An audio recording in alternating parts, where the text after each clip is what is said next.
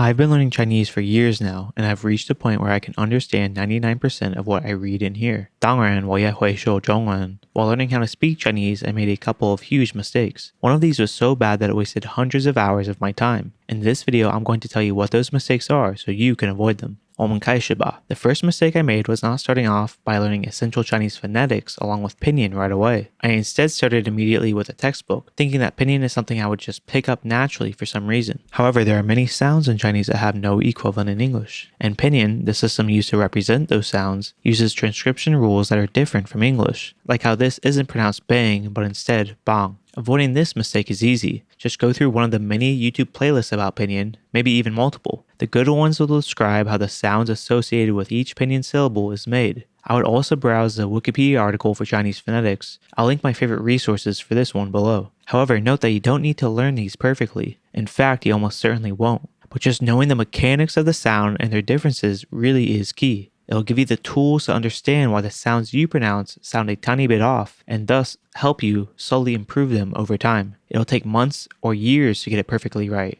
but there's no rush. My second mistake was thinking that tones are extra instead of essential, that the basic unit of sound is a pinyin syllable, and that the tone is merely added on top. But this is wrong.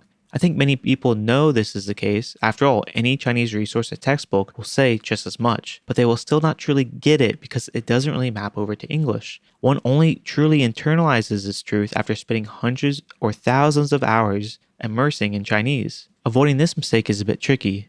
However, I can give you one rule of thumb that I found helpful. If you pronounce something with the wrong tone, don't think close enough, you should consider it completely and totally wrong, because there is a good chance that a Chinese speaker would completely misunderstand you depending on the context. In the same sense that here and hair sound similar but are completely different in English, so too with Mao in Chinese. That's why our Chinese character learning app Hanzi Hero quizzes our users on the exact tone of each character and word that they learn, ensuring that the tone they remember is exact. I encourage you to have some system in place to ensure that you learn the tones correctly for each character and word as early as possible. My third mistake was focusing too much on speaking early on. But wait, didn't I just say it was important to learn phonetics early just a minute ago? In reality, phonetics and speaking are completely different. I defined phonetics knowledge as being able to identify or reproduce a sound in Chinese. You can have great phonetic knowledge without knowing a single word of Chinese. Speaking knowledge, on the other hand, means forming sentences, conversing, and so on. It requires an in-depth knowledge of the language. When I first started out, I would try to memorize and repeat again and again